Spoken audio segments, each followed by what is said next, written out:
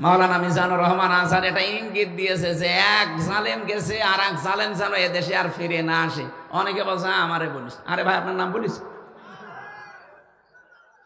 আপনি কোন কারণে নিজের গায়ে নিয়ে নেবেন? ভয় দেখা যে কোরআনের আইন যদি কায়েম হয় তাহলে কিন্তু হাত কেটে ফেলবে। আরে ভাই আপনি যদি চুরি না করেন আপনি তো হাত কাটবে না, তার মানে আপনার চুরি করার অভ্যাস ছিল, আবার ওইটা চালু করবেন। এই জন্য আপনি মানুষকে উল্টা পাল্টা বোঝান যে চুরি করার আইন খুব কঠিন, হাত কেটে দেবে। চাঁদাবাজি করার আইন খুব কঠিন, পা কেটে দেবে বিপরীত দিক থেকে। চাঁদাবাজের আইন এইটা না? যারা চাঁদাবাজি করে, যারা ডাকাতি করে, ছিনতাই করে, যদি ধরা পড়ে ওদের এক হাত আর এক পা কেটে দেওয়ার নিয়ম। ওরা মানুষকে এখন ভয় দেখাচ্ছে, যদি কোরআন এই দেশে এসে যায় হাত কিন্তু থাকবে না, পা থাকবে না, তার মানে ওর ওই স্বভাব আছে। আল্লাহ বলেন আমি জমিনে খলিফা পাঠালাম, আমরা কেউ জমিনে নেই। জমিন দেখলে আমাদের ভয় লাগে, আর জমিন ফাঁকা পেয়েছে জালেমরা 180 মাইল দেখে চালাচ্ছে। এই জমিন ফাঁকা রাখতে দেবেন? জমিনে আসেন, কারণ আল্লাহর ইচ্ছা কি ছিল আল্লাহ কিন্তু প্রথমে বলেন নাই, ক্বালা ইন্নী আ'লামু মা লা তা'লামুন। ও ফেরেশতারা আমি যা জানি তোমরা কিন্তু জানো না। কি জানেন আল্লাহ? ওটা এখনো বলেননি, ওটা পরবর্তীতে জানিয়েছেন যে আমার ইচ্ছা জমিনে আমি ন্যায় বিচার কায়েম করতে চাই। আল্লাহর ইচ্ছা যে এইটা, আমি এর আগে কোন জায়গায় এসেছিলাম পাশে, ওই জায়গায় আমি ইয়দিলু হুয়া আকরাবু লিত-তাকওয়া আয়াতের ব্যাখ্যায় হালকা টাচ দিয়েছিলাম যে আপনি আল্লাহওয়ালা হতে চান, নেককার হতে চান, পরহেজগার দাবি করেন, তাকওয়াবান মনে করেন আমি তাকওয়া অর্জন করে ফেলেছি। আরে তাকওয়া তো ওইটা যে লোকটা ন্যায় বিচার কায়েম করতে পারে। তা আপনি জীবনের কোন জায়গায় ন্যায় বিচার কায়েম করেছেন বলেন? আপনার ব্যক্তিগত জীবনে ন্যায় বিচার আছে? পরিবারে আছে, সমাজে আছে, রাষ্ট্রে আছে, আদালতে আছে? নেই, কোথাও নেই। আপনার কিসের তাকওয়া? ইউদিলু, ন্যায় বিচার কায়েম করো, হুয়া আকরাবু লিত-তাকওয়া, এটা তাকওয়ার নিকটবর্তী পন্থা। আত্তাকুল্লাহ, আমি আল্লাহকে ভয় করো। ইন্নাল্লাহা খাবীরুম বিমা তা'মালুন, তোমরা যা করো সব জানেন কে? আমি যেটা বোঝাতে চেয়েছি আয়াত দিয়ে আমি ইঙ্গিত দিলাম, বুঝেছেন হয়তো। আমরা আজ জমিনে নেই, জমিন ফাঁকা পেয়েছে জালেমরা, মন মতো চালাচ্ছে। এই 54 বছর চালিয়েছে, আবারও অনেকে চালাতে চায় না। আর জমিন মন মতো চালাতে দেওয়া হবে না। এ জমিন এখন থেকে চলবে শাহাদতের রক্ত যেখানে পড়েছে, শহীদদের মন মতো চলবে। কথা বলেন। আলহামদুলিল্লাহ, বাংলাদেশের ঐতিহ্যবাহী জেলা বরিশাল মোলাদি থানার অন্তর্গত চরপদ্মা আফসারিয়া স্কুল অ্যান্ড কলেজের উদ্যোগে প্রথম বাৎসরিক ঐতিহাসিক তাফসিরুল কোরআন মাহফিলের স্বনামধন্য সভাপতি, আমাদের পাশের দেশ, প্রতিবেশী দেশ, এই যে এরা মানুষের সম্মান নিয়ে যেভাবে সিনেমিনি খেলে, বিশেষ করে এই 54 বছর যা করেছে মেজর ডালিমের সংবাদ টকশো, এগুলো দেখে আপনি ক্লিয়ার হয়ে গেছেন। এর আগেও ক্লিয়ার অনেকে ছিল, আমরা এই প্রজন্মের মানুষগুলো তার মুখের কথা শুনে পুরা ক্লিয়ার হয়ে গেছে যে বাংলাদেশের বুদ্ধিজীবী, বাংলাদেশের আলেম ওলামা, জ্ঞানী মানুষ, এদেরকে হত্যার পেছনে হাত আছে আমাদের এই প্রতিবেশী এদের। আর এরা নাকি আমাদের বন্ধু ছিল। পৃথিবীতে সবচাইতে নিকৃষ্ট প্রতিবেশীর তালিকা যদি করা হয় তার 1 নাম্বার নাম আসবে ভারতের। শুধু প্রতিবেশী হিসাবে তারা নিকৃষ্ট না, এ দুনিয়াতে আপনি মাইক্রোসফট খোলেন, ভয়েস অফ আমেরিকার যে রিপোর্টগুলো দেখেন, তাম দুনিয়ায় এখন মিথ্যা কথা সবচাইতে বেশি বলা হয় ভারতে। কারণ এদের সাংবাদিকতা যারা আছে, বিশেষ করে মলম, এই যে হকার, এরা যেভাবে মিথ্যা প্রপাগান্ডা ছড়ায় মানুষকে নিয়ে, শয়তানও মনে হয় এত মিথ্যা কথা দুনিয়ায় বলেন। শয়তান ওরে দেখে সেলট দেয় যে তুই আমার বাবা, আমি জীবনে এত মিথ্যা কথা বলতে পারিনি, তুই এই কয়দিনই যা বললি। ওনাকে দিয়ে যারা বলাচ্ছিলেন আশা করছি তারা থামবেন। আপনি যাবার সময় যে কথাগুলো বলে গিয়েছিলেন একেবারে সব অক্ষরে অক্ষরে পালন করছেন।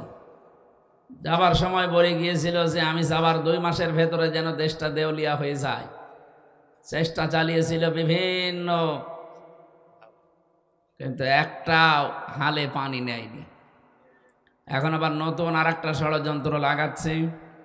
এই ফ্যাসিবাদের কিছু দোসররা, এই মাজলুম মানুষ যারা এই 15.5 বছরের জুলুমের শিকার হয়ে আমরা ছিলাম, সে যে দলের লোক হোক, শুধু 14 দল বাদ দিয়ে আমরা বাকি সব মাজলুম না? কথা বলেন না কেন? এই মাজলুমদের সাথে মিশে ওনারা চেষ্টা চালাচ্ছে কি করে আমাদেরকে ডিভাইডেড করা যায়।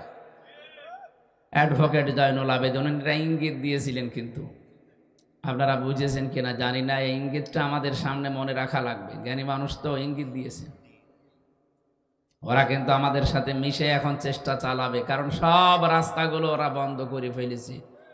কোনো রাস্তা এখন আর কাজ হয়নি, এখন এইটাই বাকি আছে। আশা করছি আমরা নিজেদের যে ঐক্য অন্তত তৈরি হয়ে গিয়েছিল, এটা যেন ফাটল না ধরে।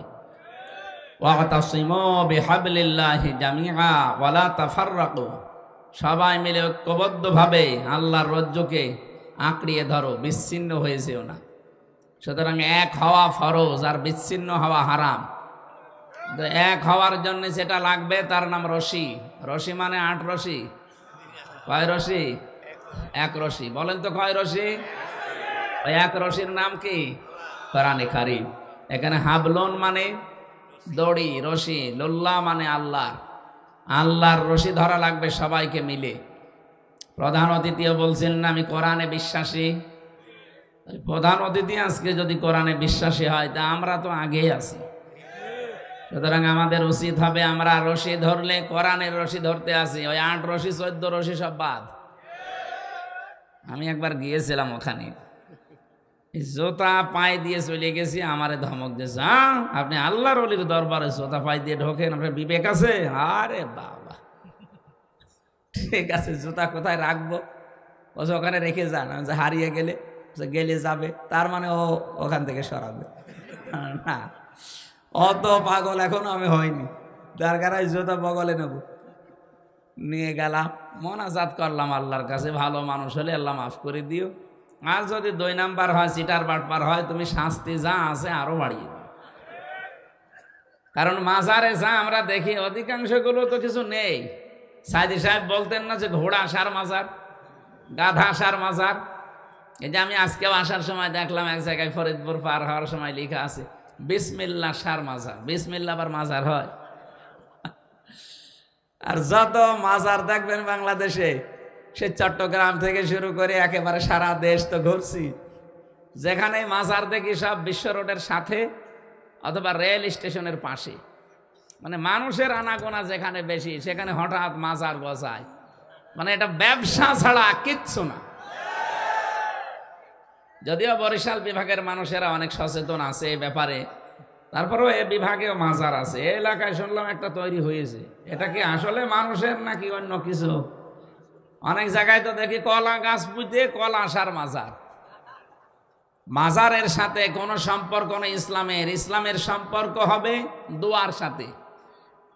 কোনো আল্লাহর ওলি যদি মরে যেয়ে থাকে, ইন্তেকাল করে, তাকে সম্মান জানাবেন, শ্রদ্ধা করবেন, দোয়া করবেন তার জন্যে, এতটুকুই শেষ। তার কাছে কিছু যদি চান, আপনারও ঈমান যাবে, আর উনি তো আর কিছু বুঝতেছে না। ইন্নাকা লামাইয়্যিতুন ওয়া ইন্নাহুম মাইয়্যিতুন। হে নবী, যারা মারা যায়, এ মানুষগুলো তো মারা গেছে, আপনিও একবার মারা যাবেন, আপনিও এক সময় মরবেন। সুতরাং ওরা যেমন মারা গেছে, আপনিও মারা যাবেন, ইন্তেকাল করবেন। সূরা ফাতিরের ভেতরে আল্লাহ আছে, যারা মারা যায় তাদেরকে আপনি কিছু শোনাতে পারবেন না। তা আপনি যে তাদের কাছে কিছু চান, ওরা তো শোনেই না, আপনি কি চান? সুতরাং কমন সেন্স আমাদের যাদের আছে, মরা পীর হোক জীবিত পীর হোক, কারো কাছে কিছু চাওয়া যাবে না। কিছু চাইলে আপনি আল্লাহর কাছে যাবেন। আমার কথা বোঝা গেছে? মাজার কেন্দ্রিক ইসলাম নয়।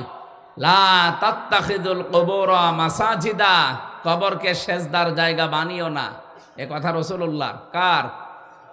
সুতরাং আমরা আল্লাহ এবং রাসূলকে মেনে চলতে চাই। আল্লাহ আমাদের তৌফিক দেন, বলেন আমিন।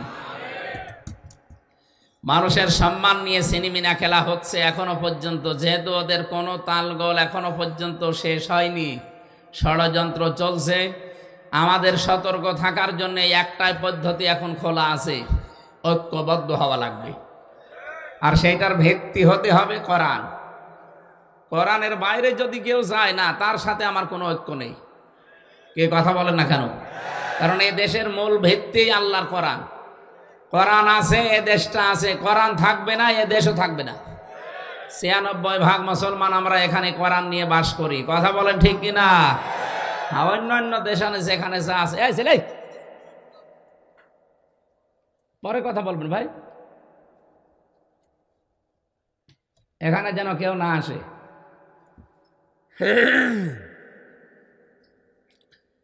সুতরাং আল্লাহ যেহেতু আমাদেরকে মানুষ বানিয়েছেন, আমরা সতর্ক থাকব সামনে। আমরা মানুষের বিশাল মর্যাদা সম্মান এটা যেন নষ্ট না করি, সিনেমিনি যেন না খেলি। আল্লাহর আরশ পর্যন্ত কেঁপে যায়। নবীজি একবার দাঁড়িয়ে গেলেন মসজিদে নববীতে, সামনে দিয়ে একটা লাশ যাচ্ছিল। সাহাবেরা বলে, হুজুর আপনি দাঁড়ালেন কেন? এটা তো ইহুদির লাশ। নবীজি বলেন, ইহুদি তাতে কি হয়েছে? ওটা তো মানুষ, আল্লাহর বান্দা না? আল্লাহকে বানিয়েছেন রব্বুল আলামিন, যাকে নিজে কুদরতে হাত দিয়ে চেহারাটা বানিয়েছেন, তিনি মানুষ। অন্য কোন সৃষ্টিকে আল্লাহ নিজের হাতে বানিয়েছেন আমি পাইনি। শুধুমাত্র মানুষের এই চেহারাকে আল্লাহ নিজের হাত দিয়ে বানিয়েছেন। ওয়ালাকাদ খালাকনাকুম সুম্মা সাব্বারনাকুম সুম্মা কুলনা লিল মালাইকা। রব্বুল আলামিন বলেন, অবশ্যই আমি আল্লাহ বানিয়েছি তোমাদেরকে, এবং তোমাদের এই আকৃতিটা আমি আল্লাহ বানিয়েছি। আমাদের বডি আল্লাহ বানাননি, এটা ফেরেশতারা বানিয়েছে। এমনকি মায়ের পেটের ভেতরেও ফেরেশতারা আমাদের এই বডিগুলো একটার পরে একটা তৈরি করতে থাকে। শুধু এই চেহারাটা আল্লাহ নিজের কুদরতে হাতে বানিয়েছে। লাকাদ খালাকনাল ইনসানা ফি আহসানি তাকওয়িম। এই জন্য পৃথিবীতে সবচাইতে সুন্দর দেখবেন মানুষের চেহারা। এত সুন্দর কোন সৃষ্টি আল্লাহ বানাননি, কিয়ামত পর্যন্ত আর বানাবেও না। এই জন্য আল্লাহ আমাদের শুধু বানিয়ে শেষ করেননি, আমাদের যেহেতু সম্মান দিয়েছেন, আমরা এখন সম্মানিত। যার কারণে বিশ্বাস করেন তার নাম কিন্তু কোরআন শরীফ। আজকে যদি এই টেবিলের ওপর একটা কোরআন শরীফ থাকতো, আর আমি যদি কোরআনের টেবিলের পাশে এসে এই টেবিলে পা রাখতাম, যত মানুষ এখানে আছে আমার বেয়াদব বলতো। কোরআন শরীফ এখন নেই, আমি যদি এর উপরে না এর উপরেও পা রাখি, আমার কেউ বেয়াদব অন্তত বলবে না। কি? শুধুমাত্র কোরআনে কারিমে টেবিলের উপরে থাকার কারণে এর মর্যাদা চলে আল্লাহ বাড়িয়ে দেয়। আমাদের এই দেশে সত্যিই যদি ৫৬,০০০ বর্গ মাইলে কোরআনে কারিম কায়েম হয়ে যায়, দেশটার মর্যাদাও বেড়ে যাবে। আমি কি বোঝাতে চাই? বুঝেছেন? আলহামদুলিল্লাহ। মানিত্তাবাআল হুদা বিগাইরিল কোরআন আদাল্লাহুল্লাহ। তিরমিজি শরীফের হাদিস। এখানে যারা আলেম আছেন তাদেরকে বলছি, নবীজি বলেন, কোরআন বাদ দিয়ে পৃথিবীর কোনো জায়গায় যদি কেউ ভালো হওয়ার নিয়তেও যায়, আল্লাহ নিজে তাকে দায়িত্ব নিয়ে খারাপ বানিয়ে দেয়। শব্দটা দল্লা ইয়াদিল্লু দেয়নি যে আপনি নিজেই নিজেকে খারাপ করে ফেলেছেন, না। আদাল্লা ইউদিল্লু বাবে ইফাল। বাংলা অর্থ দাঁড়িয়েছে, আপনি হয়তো ভালো হওয়ার নিয়তে কোনো জায়গায় গিয়েছিলেন, কিন্তু কোরআন সেখানে ছিল না, কোরআনের কর্মসূচিও ছিল না। এই জন্য আল্লাহ নিজে দায়িত্ব নিয়ে আপনাকে আরো গোমরা বানিয়ে দেবে। বরিশালের মানুষেরা, আমি জানি সারা বাংলাদেশে কয়েকটা জেলা ধর্মভীরু মানুষ বাস করে, তার ভেতরে নোয়াখালী, বরিশাল, এই দুই জেলার নাম আছে। পর্দা পশিদা এবং আলেম ওলামা এই জায়গাগুলোতে বেশি। আমি আমার ইমান থেকে বলছি, এই হাদিসের দিকে তাকিয়ে বলেন তো, হেদায়েত দেওয়ার একচ্ছত্র মালিকানা কার? নাকি আমাকে আল্লাহ হালকা পাতলা দিয়েছে? নবীজি নিজের আপন চাচাকে তাই হেদায়েত দিতে পারেননি, তার মানে হেদায়েত আল্লাহ নবীর হাতেও দেয়নি। বিশ্ব নবীর যে আপন চাচা আবু তালেব যেদিন মারা যাচ্ছিল, নবীজি মাথার কাছে গিয়ে বললেন, ইয়া আম্মি আবি তালিব, লা ইলাহা ইল্লাল্লাহ হাজ্জুল লাকা ইনদাল্লাহি ইয়াউমাল কিয়ামাহ, রাহুল বুখারী। হে চাচা, সরে বলা লাগবে না, শুধু আমার কানের কাছে মুখ নিয়ে আস্তে করে বলেন যে লা ইলাহা ইল্লাল্লাহ, মুহাম্মাদুর রাসূলুল্লাহ বলার দরকার নেই। কারণ আমি যে নিজে মোহাম্মদ এটা তো আমি জানি, আমার পরিচয় আপনার দেওয়া লাগবে না, শুধু আল্লাহর একাত্মবাদের স্বীকৃতিটা দিয়ে দেন। কাউকে শোনানো দরকার নেই, শুধু আমার কানের কাছে মুখ নিয়ে একটু বলেন। এতটুকু সাক্ষী যদি আমি পাই, কিয়ামতের দিন গলায় গামছা দিয়ে আপনাকে আমি জান্নাতে প্রবেশ করাবো। আল্লাহর সাথে দরকার আমি ঝগড়া করব। পাশে দাঁড়িয়েছিল আবু সেহেল আর আবু সুফিয়ান, ডাক দিয়ে বলে, নেতা পড়বা, সারা জীবন বাপ দাদার ধর্ম মানলে এখন নতুন ধর্ম গ্রহণ করে কলঙ্কিত হবা। মানুষ তোমাকে কাপুরুষ বলবে, ভীরু বলবে। লোকটা তখন ডাক দিয়েছে, ভাতিজা আমারে মাফ করে দিও, আমি পড়তে পারলাম না।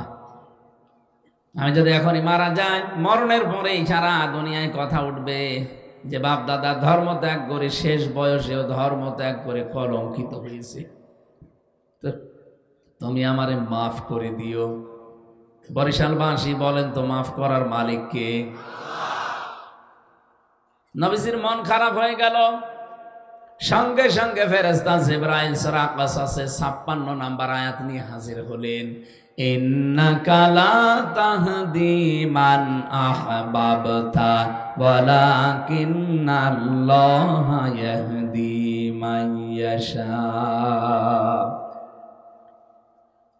হে নবী, আপনি কি কোন কারণে মন খারাপ করেন? হেদায়েত তো আপনাকে আমি দেইনি যে যাকে ভালোবাসবেন তাকে দিয়ে দেবেন। এই লোকটা আপনার চাচা, আমি জানি। সারা জীবন আপনাকে কোলে নিয়ে, মাথায় নিয়ে, পিঠে নিয়ে, কাকে নিয়ে মানুষ করেছে আমি দেখেছি। কিন্তু এই লোকটা তো মুশরিক। লোকটা কি? আপনি এত চেষ্টা করলেন তাকে ফিরিয়ে আনার জন্য, সে কিন্তু পড়ে নাই। দোহাই দিয়েছে বিভিন্ন মানুষের, বাপ দাদাদের কাপুরুষতার। এই জন্য আমি আল্লাহকে মাফও করি নাই। ওয়া আ'লামু বিল মুহতাদিন, আ'লামু ইসমে তাফসিল। আমি আল্লাহ ভালো জানি যে হেদায়েত কারে দেওয়া যায়। আপনি তো উপরে দেখেই মনে করেন না আমার চাচা, কিন্তু ওর ভেতরের অবস্থা তো আমি জানি। এই জন্য আমির হামজা না, কাবা শরীফের ইমাম এখানে যদি সাইদ সাহেব নিয়ে এসে ওয়াজ করায়, তারপরও আপনার মনের পরিবর্তন হবে না যদি আপনি নিজেকে পাল্টানোর চিন্তা ভাবনা না করেন। নবীর নিজের আপন চাচা কেন বুঝিতে পারেন নাই? এরপরেও বিশ্ব নবী তার চাচার কবরের পাশে দাঁড়িয়ে একবার দোয়াও করেছিলেন, হে আল্লাহ তুমি যাই করো আমার চাচাকে মাফ করে দাও। সঙ্গে সঙ্গে জিবরাইল এসে বলে, এটা তাফসীরে ইবনে কাসিরে আছে, হে নবী হাত নামান। কার জন্য হাত তুলেছেন? মা কানা লিন-নাবিয়্যি ওয়াল্লাযীনা আমানু আইয়াস্তাগফিরু লিল মুশরিকিন ইলা আখিরি আয়াত। আল্লাহ পাক বলেন, হে নবী, জিবরাইলকে পাঠিয়েছি, কি বলে শোনেন। তিনি এসে বলছেন, নবী আপনি হাত নামান। কার জন্য হাত তুলেছেন? এই লোকটা আপনার চাচা, আল্লাহ ভালো করে জানে। সারা জীবন আপনার পেছনে লোকটা শ্রম দিয়েছে, এটা আল্লাহ দেখেছে। কিন্তু লোকটা মুশরিক। লোকটা কি? কোন নবীর জন্য, কোন ইমানদারের জন্য জায়েজ নেই, শোভনীয় না, উচিত না, এটা বৈধ না যে কোনো মুশরিকের জন্য আল্লাহর কাছে ক্ষমা চাবে। ওয়ালাউ কানু উলি কুরবা, যদিও এটা নিকট আত্মীয় হয়। কেন আপনি এর জন্য মাপ চাইলেন? আপনি বলেন তো, যে নবীর জীবনে হাত তোলা লাগে নাই, শুধু মনের ভেতরে কামনা আসলেই কবুল হয়ে গেছে, সেই নবী হাত তুলে বসে আছে, আল্লাহ হাত ফেরত দিচ্ছে। আর বাংলাদেশে টাটকা মুশরিক মরে যায়, আর আমাদের মতো হুজুরা দোয়া করে জান্নাতে দিয়ে আসে, মনে হয় কন্ট্রাক্টারই নিয়েছে। হ্যাঁ,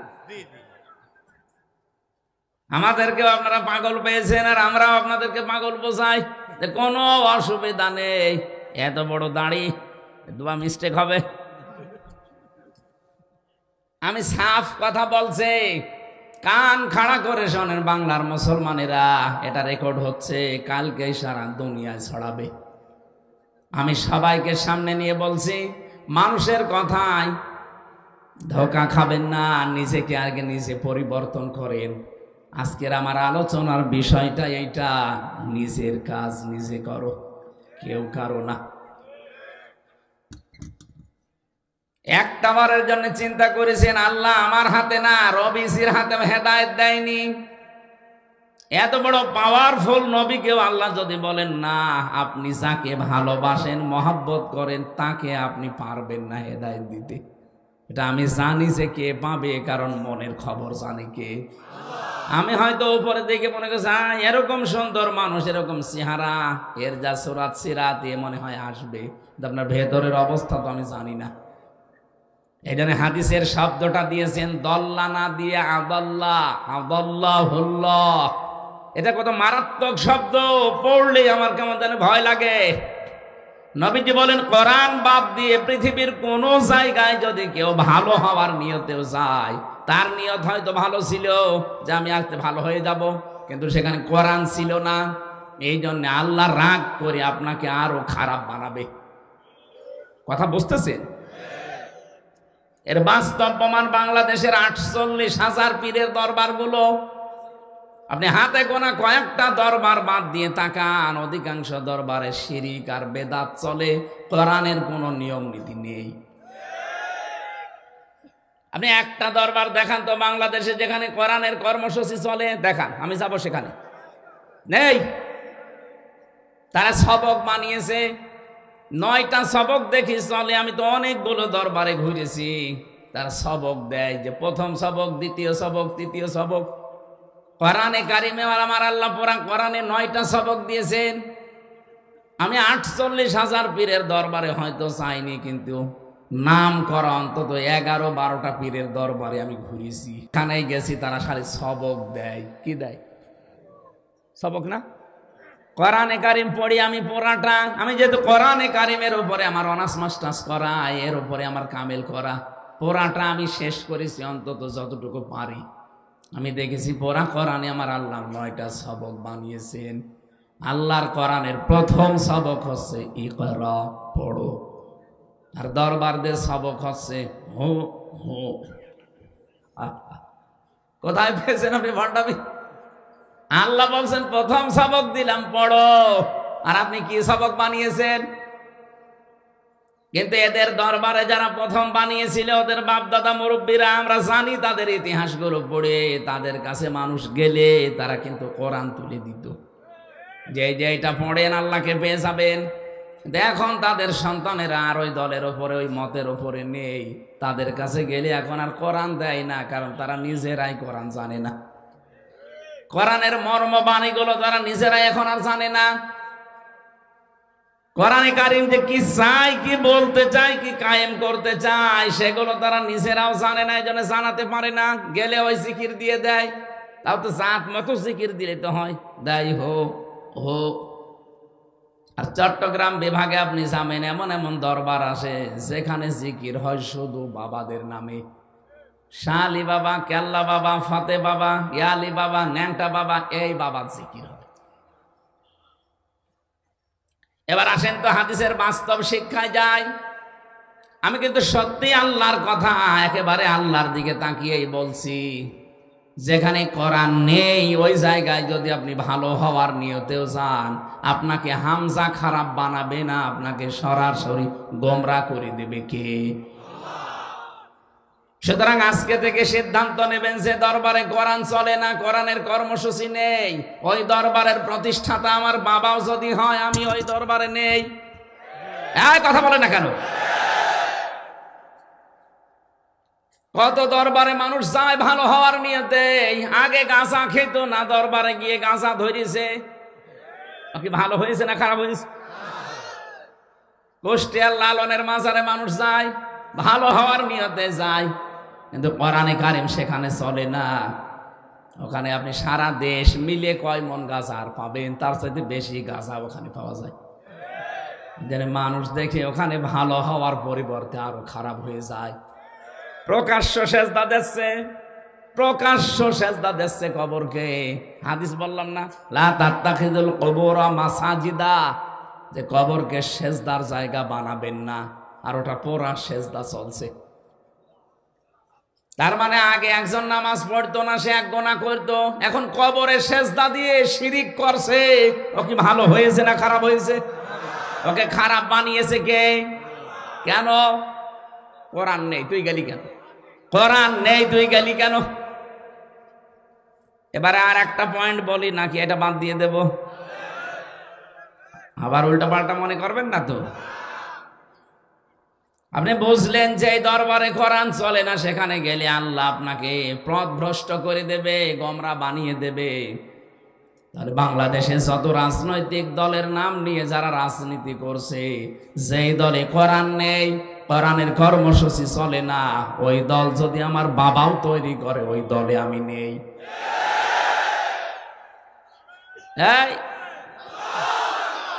এটা প্রকাশ্য রাজনীতি হয়ে গেল, তারপরেও টের পাচ্ছেন না? এটা রাজনীতি না? আপনি যদি টের নাও পান, এ হুজুর কিন্তু টের পেয়েছে। এটা রাজনীতি না? এরা কি আন্দাজে তাকবীর দেয়? এরা কি কিছু বোঝে? আরে ভাই, আল্লাহর কসম, আমি আপনাকে বাঁচাতে চাই। কোরআনের চোখ লাগিয়ে দেখতে পাচ্ছি আপনি জাহান্নামে যাচ্ছেন। যেই দলে সত্যিই কোরআন নেই, কোরআনের কর্মসূচি ওই দলে চলে না, ওই দলের প্রতিষ্ঠাতা আপনার বাবা হলেও আপনি জাহান্নামে যাবেন। আপনাকে জীবনও আল্লাহ হেদায়েত দেবে না, আরো খারাপ বানিয়ে দেবে। আপনার সুরাত সিরাত চেহারা অনেক ভালো মনে হবে, পোশাক আশাক, কিন্তু ভেতরে আল্লাহ হেদায়েত থেকে বঞ্চিত করে দেবে। কারণ একটাই। কারণ কয়টা? যালিকাল কিতাবু লা রাইবা ফীহি। এই যে কিতাবের আগে আলিফ লাম আছে, কি আছে? আলিফ লাম 4 প্রকার। আলিফ লামে ইস্তেগরাকি, গরকন মানে ডুবন্ত। এখানে আলিফ লাম যেটা নির্দিষ্ট করার জন্য আল্লাহ দিয়েছেন। রব্বুল আলামিন বলেন, একটাই মাত্র কিতাব আমি দুনিয়ায় পাঠালাম যেটা মানুষকে হেদায়েত দিতে পারে, আর কোন কিতাব দুনিয়ায় নেই যেটা মানুষকে হেদায়েত দিতে পারে। তার নাম কি? এখানে কোরআন নেই, তুই গেলি কেন? শ্বশুরকে বাবা বলা জায়েজ আছে না নেই? জায়েজ নেই? আছে। কিন্তু নিজের বাবার সামনে যদি বারবার শ্বশুরকে আব্বাসান আব্বাসান বলেন, আর নিজের বাবাকে কেউ যদি জিজ্ঞাসা করে এটা কে, বলে এটা আমার চাচা, আপনার শ্বশুরের মন খারাপ হবে না? বলবে এ কি জন্মালাম, আমারে চাচা বলে আর শ্বশুরে বাপ বলে। আল্লাহ রাগ করেন এই কারণে যে আমি কোরআন দিলাম হেদায়েত দেওয়ার জন্য, আর কোরআন বাদ দিও কি শুরু করেছে? কোরআনে কারিম বাদ দিও, যার কাছে যাই দেখি তোর ওই বাবা কি করে হেদায়েত দেয়, যা তোরে ছেড়ে দিলাম। এই জন্য আল্লাহ হেদায়েত দেয় না। আমার কথার ওজন টের পেয়েছেন? আলহামদুলিল্লাহ, ওয়াজ আমার মনে হয় হয়ে গেছে। কোরআন যেখানে নেই, আজকে থেকে আপনি সিদ্ধান্ত নিয়েই ফেলেছেন আমি ওই দলে আর নেই, ওই দরবারে আর নেই। তাহলে এদেশে কোরআন বাদ দিয়ে কোনো দল থাকার কথা? এই তো মাহফিল শেষ, আমি দোয়া করে দিই না, মানে আপনাকে মানা লাগবে। আমি খালি বলে যাবো, আপনি শুনে যাবেন, মানে ওয়াজ তো হয়ে গেছে। ওয়াজ হয়ে যায়নি? এরপরও যদি কেউ না বোঝার ভান করে থাকেন, তার জন্য আমার একটু বলছি, কিন্তু আমার ওয়াজ কিন্তু হয়ে গেছে আলহামদুলিল্লাহ।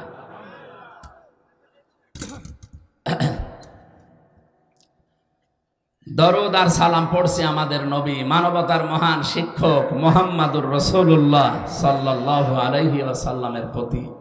আমরা কোরআনে কারিমের 2 সূরার 2টা আয়াত পড়েছি আংশিক।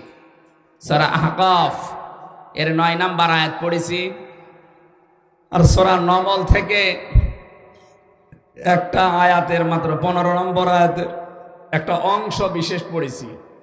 এখন আপনি যা বলবেন আমি ওইটার দিকে যাব। সূরা নমল থেকে আলোচনা করব না সূরা আহকাফ? বলেন না, 2টা হবে না, একটা। নমল আগে, তো নমল থেকে শুরু করি। জবান খোলে কোরআনের সোনালী আয়াত একটু পড়েন, আমরা তাফসীর আকারে কথা বলবো, যেহেতু তাফসীরুল কোরআন মাহফিল লিখে দিয়েছেন। ওয়ালাকাদ আতাইনা লুকমানাল ওয়ালাকাদ আতাইনা দাউদা ওয়া সুলাইমানা ইলমা। আল্লাহ রাব্বুল আলামিন বলেন, আমি অবশ্যই দাউদ এবং সুলাইমানকে জ্ঞান দিয়েছি। এখানে প্রথম শব্দটা আমার আল্লাহ গ্যারান্টি দিয়ে আরম্ভ করলেন, ওয়ালাকাদ। না কিছু লাগবে না, কিছু লাগবে না ভাই, বসে বসে। এই আয়াতটা শুরু করার আগে আল্লাহ গ্যারান্টি দিচ্ছেন, ওয়ালাকাদ, অবশ্যই আমি আতাইনা, আমি আল্লাহ দিয়েছি দাউদ ওয়া সুলাইমানা ইলমা, দাউদ আর সুলাইমানকে আমি আল্লাহ ইলম দিয়েছি, জ্ঞান দিয়েছি। এই পৃথিবীতে আল্লাহ যত কিছু দিয়েছেন মানুষের জন্য, আল্লাহর পক্ষ থেকে সব চাইতে দামি জিনিসের নাম ইলম। কি বললাম? এই ইলমের কারণে মানুষের সম্মান আল্লাহ বাড়িয়ে দিয়েছেন। ওয়াল্লামা আদামাল আসমা কুল্লাহা সুম্মা আরাদাহুম আলাল মালাইকা, আমি আদমকে জ্ঞান শিখিয়েছিলাম, ইলম দিয়েছিলাম তাকে। আল্লামা ইউআল্লিমু, এখানে শিক্ষক সরাসরি কে? আরো জোরে বলেন কে? এতদিন যেভাবে শুনেছেন ওইভাবে না, এখান থেকে একটা আলাদা শিক্ষা আছে। আমি আলেমদেরকে বলছি, যেহেতু এখানে লিখেই রেখেছেন আলেম ওলামাদের সম্মানিত আসন এটা, শিক্ষিত মানুষরা এখান থেকে দুইটা তথ্য পাবেন। এখানে সরাসরি শিক্ষক আল্লাহ নিজে, আর ছাত্র হচ্ছে হযরতে আদম আলাইহিস সালাম।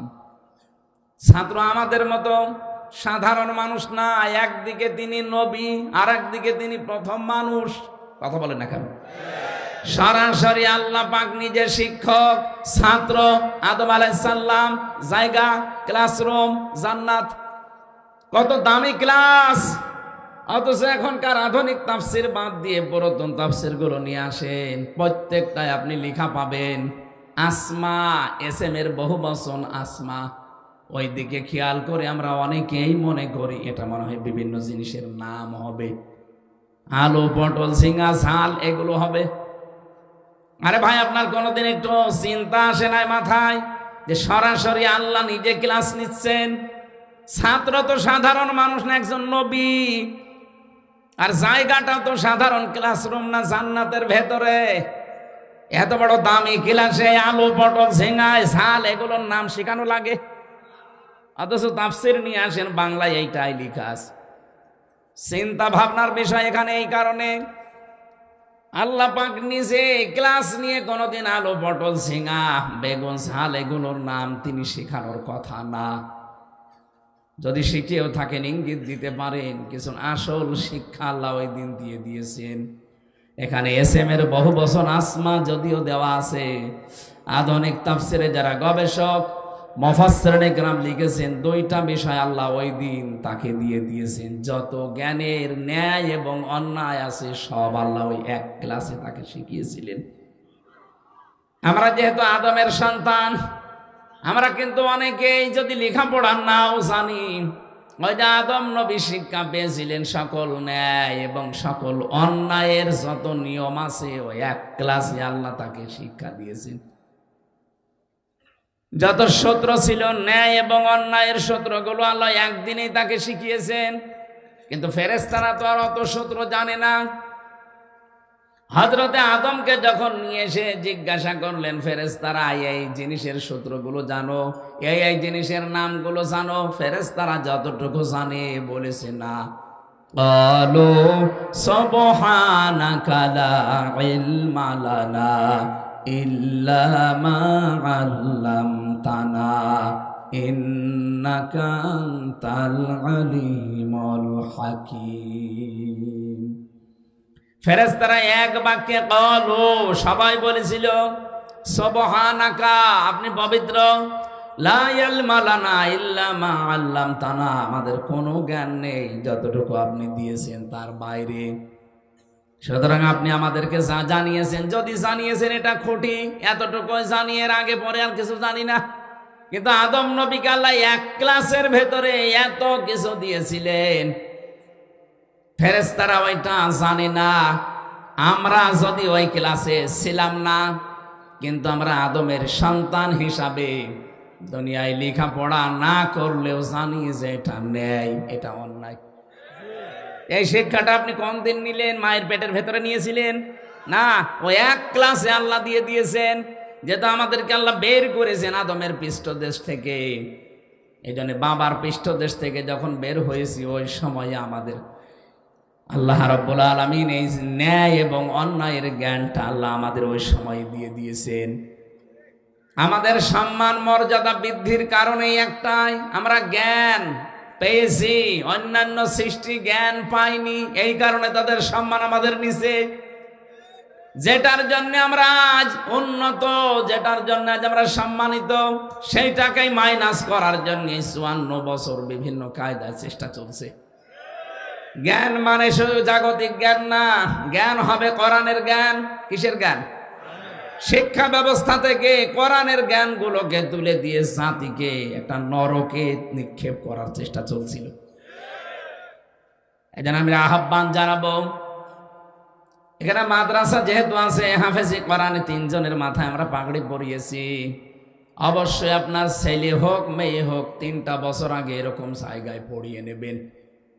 3 বছর যদি পড়িয়ে 5 বছর পড়িয়ে আপনি ডাক্তার বানাবেন, ইঞ্জিনিয়ার বানাবেন, বৈজ্ঞানিক বানাবেন, কোনো অসুবিধা নেই। আপনার ছেলে টিএনও হবে, ডিসি হবে, এসপি হবে, যেখানে তুলে দেবেন কোনো নিষেধ নেই আমার পক্ষ থেকে নিষেধ এই যে তাকে 3 বছর 5 বছর আগে কোরআনের শিক্ষা দেবেন। তাহলে আমি 2টা গ্যারান্টি আপনাকে দিতে পারি এখনই, জীবনে এই ছেলে কোনোদিন নেশা করবে না। 2 নম্বরে কোনোদিন আপনাকে বৃদ্ধাশ্রমে রেখে আসবে না। আমি এই চোখে দেখেছি, বিশ্ববিদ্যালয় ক্লাস চলছে। আমি প্রথমে জাহাঙ্গীরনগরে ছিলাম, এরপরে আমি কুষ্টিয়া ভার্সিটিতে চলে গিয়েছিলাম ডাইভার্ট হয়ে। আমি দেখেছি বিশ্ববিদ্যালয়ে মাস্টার্সে ক্লাস চলছে, আর ছাত্র জুতা দিয়ে পিটাচ্ছে শিক্ষককে। তাও পিটিয়ে শেষ করেনি, পিটিয়ে ক্লাস থেকে বের করছে। শিক্ষক হাত জোড় করে বলছে, বাবা আমারে ছেড়ে দিয়ে, আমি আর ক্লাসে আসবো না। বলছে, না শালা তোরে মেরেই ফেলবো। এটা ছাত্র। কয়দিন পরে এই ছেলেটা এসপি হবে, ডিসি হবে, টিএনও হবে। আমি এ চোখে এইটাও দেখেছি। আজকে যেটা একেবারে শেষে পাগড়ি দিলাম, ওটা মনে হচ্ছে এখনো দুধও সারেনি। দুধ ছেড়েছে ওটা 6-7 বছর বয়সে।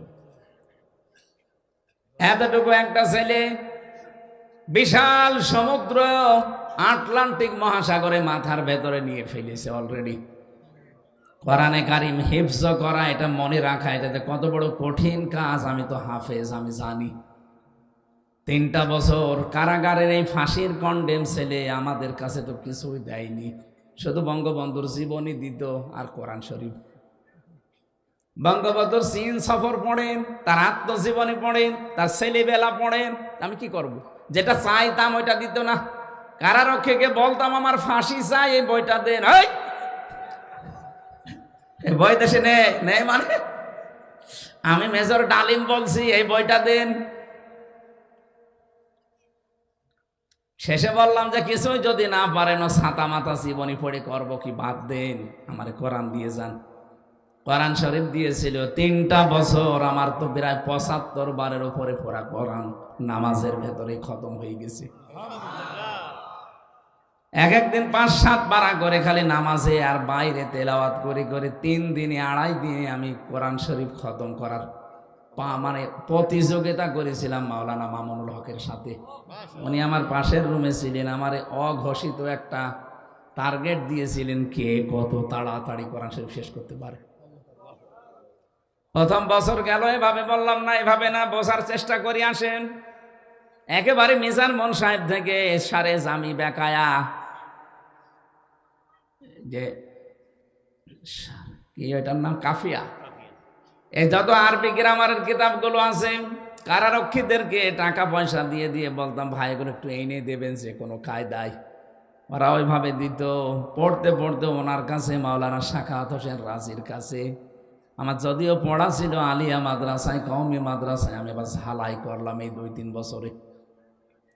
বড়া কোরআন শরীফ যতবার পড়েছি, মানুষের অন্তর দেখবেন যত ধবধবে সাদা হয়, কোরআন তার কাছে তত মজা লাগে। আমাদের কাছে মজা লাগে নাই কারণ আমার অন্তর কালো হয়ে গেছে। জেলখানায় যত ভালো লাগতো নামাজে পড়তে, বাইরে পড়তে, বাইরে এসে কিন্তু এখন আস্তে আস্তে ওটা কেটে যাচ্ছে। কারণ এখন আমি ওই জায়গায় আর নেই, এখন একটা আলাদা পরিবেশে ছিলাম। জেলখানা কারো জন্যে জাহান্নামের মতো, আর কারো জন্যে জেলখানাটা জান্নাতের মতো আল্লাহ বানিয়ে দেন। হযরত ইব্রাহিম নবীর জন্যে বিশাল অগ্নিকুণ্ড 40 দিনের জন্য আল্লাহ জান্নাত বানিয়ে দিয়েছিলেন। তারা বাইরে থেকে মনে করতো ইব্রাহিম আগুনে আছে, কিন্তু আগুন না, পুরাটাই আল্লাহর জান্নাত ছিল। তার নাতিরা পরবর্তীতে জিজ্ঞাসা করেছিল, দাদা জীবনের বিশাল সময় আপনি কিভাবে পার করলেন, কেমন কেটেছে আপনার জীবনটা বলেন দেখি। জাতির পিতা হযরত ইব্রাহিম নবী বলতেন, আমার নাতিরা, এই পৃথিবীতে যত বছর আল্লাহ হায়াত দিয়েছেন সবচাইতে বেশি শান্তিতে ছিলাম আমি ওই 40 দিন নমরুদের অগ্নিকুণ্ডে। তার মানে পরিবেশ যদি আল্লাহ অনুকূলে করে দেয়, অগ্নিকুণ্ডের এই জায়গাটাও জান্নাত হয়ে যায়। আমার বোঝানোর বিষয় ছিল, হযরত আদম নবী আলাইহিস সালামকে আল্লাহ যে শিক্ষাটা দিয়ে তার সম্মান বাড়িয়েছিলেন, আমাদের দেশের দিকে তাকান, এই শিক্ষাগুলো না থাকার কারণে সন্তানগুলো মানুষের পরিবর্তে জানোয়ার হয়ে যাচ্ছে। শিক্ষামন্ত্রীর দায়িত্ব একেবারে শেষের দিকে যেটা ছিল নভেল, আপনি জানেন সে কে? ইসকন। এ পৃথিবীতে মুসলমানকে ধ্বংস করার জন্য সবচাইতে বেশি যারা গুরুত্বপূর্ণ ভূমিকা পালন করে তারা ইসকনের লোক। পরে কাজে লাগিয়েছিল আমার দাদারা। বাস্তবতা অনেক গভীরের। ওই ইসকনের স্কুলে পড়াশোনা করে পর্যন্ত এসেছে। ওরে এমনি বসায়নি, ওরে তো হাসিনা বসায়নি, ওরে বসিয়েছে পুরা দাদা নিজে। শিক্ষা ব্যবস্থাটা দেখেছেন একেবারে নাস্তিকতা দিয়ে ভরে ফেলেছিল। বললাম না মাত্র 6 বছর 7 বছর বয়স হবে, এতটুকু একটা বাচ্চা দেখি শিক্ষক অজু করছে, ছাত্র পায়ে পানি ঢেলে দিচ্ছে, কাদা সরে না, নিজের হাত দিয়ে কাদাগুলো মুছে দিচ্ছে। কেবল আলিফ বা তাসা শেষ করেনি, ওটা মানুষের মতো মানুষ হয়ে উঠছে। আর এটা মাস্টার শেষ করে ফেলছে, এটা অলরেডি জানোয়ার হয়ে গেছে। এজন্য আমরা চাই এদেশের মানুষকে যদি আমরা মানুষের মতো মানুষ বানাতে চাই, নম্র ভদ্র শিক্ষিত আর শিক্ষা দিয়ে যদি জাতিকে উন্নত করতে চাই, মাস্ট বি কোরআনের শিক্ষা লাগবে। আল্লাহ রাব্বুল আলামিন আমাদের জ্ঞান, হযরতের নবীদের জ্ঞান, তাদের কথা আমাদেরকে শুনিয়েছেন। আমি নবীদের জ্ঞান দিয়েছিলাম, এখানে 2 জন নবীর নাম পেলাম, দাউদ এবং সুলাইমান আলাইহিস সালাম। এদেরকে জ্ঞান দিয়েছিলাম। অকলা দিবসন, এটা তারা 2 জনেই অকল আলহামদুলিল্লাহিল্লাযী অকল আলহামদুলিল্লাহিল্লাযী ফাদ্দালানা আলা কাসীরিম মিন ইবাদিহিল মুমিনিন। জ্ঞান পাওয়ার পরে মানুষের উচিত হচ্ছে শুকরিয়া আদায় করা সর্বপ্রথম আল্লাহর। এই 2 জন নবী জ্ঞান পেয়েই তারা শুকরিয়া আদায় করছে আল্লাহর, যে আমরা প্রশংসা করছি আমার আল্লাহর, যিনি আমাদের উপরে ফজল করেছেন, অনুগ্রহ করেছেন। আলা কাসীরিম মিন ইবাদিহিল মুমিনিন, হাজার হাজার মানুষের ভেতর থেকে, হাজারো মুমিন বান্দা বান্দীদের থেকে আল্লাহ আমাদেরকে আলাদাভাবে জ্ঞান দিয়ে আমাদের মর্যাদা আরো বাড়িয়ে দিয়েছেন। এখান থেকে কয়েকটা শিক্ষা আসে। ফি জিলালিল কোরআন মুফাসসির লিখেছেন, এই পৃথিবীতে যেই মানুষগুলো সত্যি আল্লাহর পক্ষ থেকে জ্ঞান পায়, তারা অন্যান্য মানুষের সাথে যেন কম্পেয়ার করে আল্লাহর শুকরিয়া আরো বেশি আদায় করে। কারণ দুনিয়ায় 2টা জিনিস নিয়ে হিংসা করা যায় যাচ্ছে। আল্লাহ যাকে কোরআনের জ্ঞান দিয়েছে সে যেন সব সময় এটা নিয়ে ব্যস্ত থাকে, যে ওর চাইতে আমি বেশি এটা নিয়ে ব্যস্ত থাকবো। আর যারে আল্লাহ সম্পদ দিয়েছে সে যেন যত পারে দান সাদগা করে নিজের আখের বসিয়ে নেয়। এই 2টা জায়গা ছাড়া দুনিয়ার কোনো জায়গায় হিংসা করা জায়েজ নেই। অথচ এই 2টা জায়গায় আমরা কৃপণ। এখানে আমরা জ্ঞান অর্জন করে বিতরণ করতে চাই না, সম্পদ আসলে আমরা দান সাদগা করা ভুলে যাই।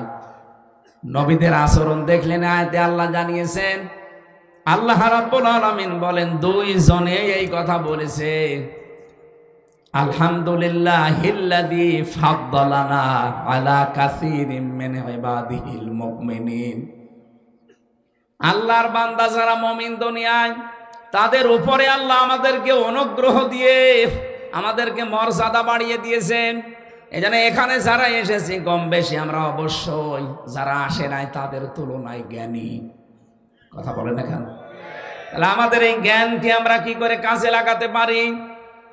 জ্ঞান অনুযায়ী যেই লোকটা কাজ করবে ওই লোকটাই আল্লাহর কাছে সবচাইতে প্রিয় মানুষ। নবীরা আল্লাহর কাছে প্রিয় ছিলেন কেন জানেন? ইয়া হাসরাতান আলাল ইবাদ, রব্বুল আলামিন বলেন, এমন কোন নবী রাসূল পাঠালাম না আমার বান্দাদের জন্য আমার আফসোস লাগে, আমার আক্ষেপ হয়।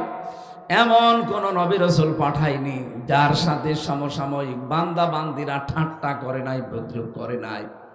বরিশালবাসী বলেন তো, নবীদের কি চরিত্র খারাপ ছিল? তাদের আচরণ খারাপ ছিল? বলেন বলেন। তাদের সাথে মানুষের খারাপ আচরণ করার কারণ কি? একটাই কারণ, তারা জ্ঞানের উপরে আমল করত। জ্ঞানের উপরে আমল করতে গিয়ে অনেক নবী তাদের নাম পর্যন্ত হারিয়ে ফেলেছে।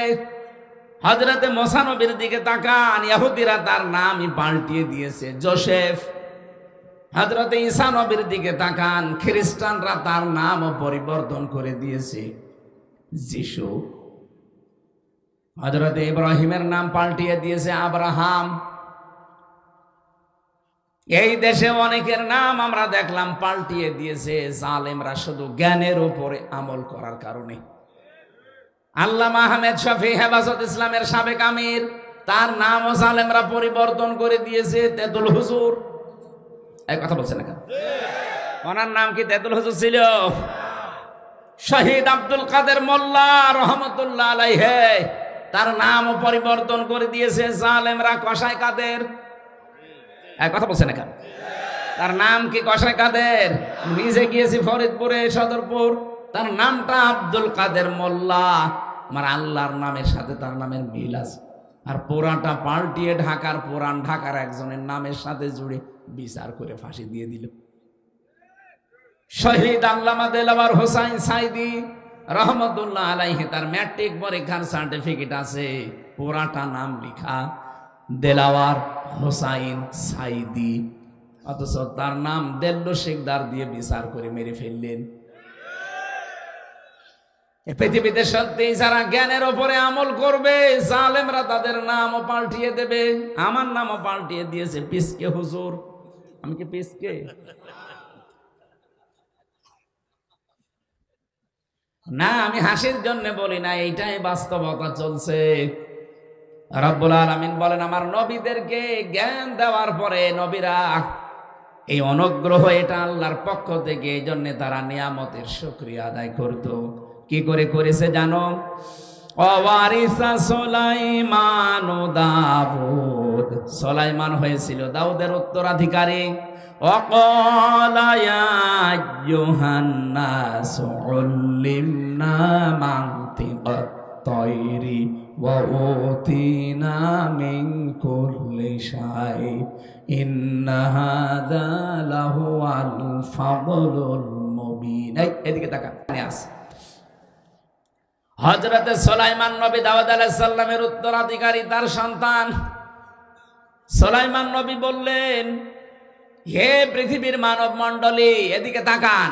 তিনি মানুষকে ডাক দিয়েছেন, ইয়া আইয়ুহান নাস, হে পৃথিবীর মানুষেরা, উল্লিমনা, আমাকে শিক্ষা দেওয়া হয়েছে, মানতিকাত তায়রি, পাখির ভাষা, ওয়া উতিনা মিন কুল্লি শাই, এই পৃথিবীতে যত কিছু নিয়ামত আল্লাহ দিয়েছেন সব নিয়ামত আল্লাহ আমাকে দিয়েছেন। আর আমরা তাফসিরে পড়েছি ইবনে কাসিরে, এই পৃথিবীতে যত নিয়ামত আছে তার ভেতরে সবচাইতে উত্তম নিয়ামতের নাম জ্ঞান। এখানে 27টা নাম আছে। 1 নম্বরে জ্ঞানের নাম পেয়েছি, 2 নম্বরে আমি নাম পেয়েছি রাষ্ট্র ক্ষমতা। হযরত সুলাইমান রাষ্ট্র ক্ষমতায় ছিলেন না? কথা বলেন না কেন?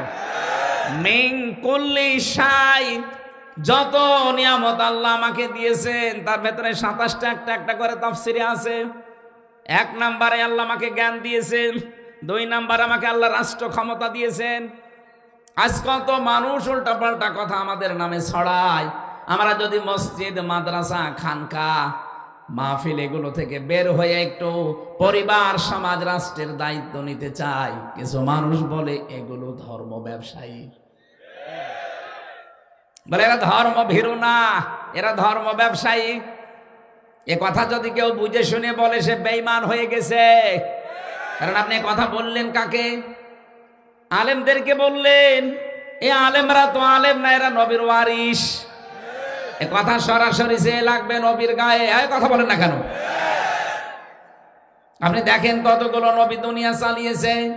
তাম পৃথিবী যারা চালিয়েছে তাদের ভেতরে 2 জন ছিল আল্লাহ বলা, একজন সুলাইমান নবী আর একজন যুলকারনাইন।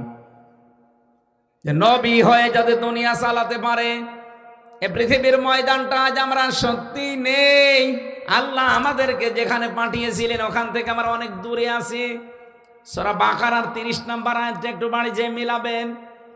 ওয়াইদ ক্বালা রাব্বুকা লিল মালাইকাতি ইন্নী জাইলুম ফিল আরদি খলিফা।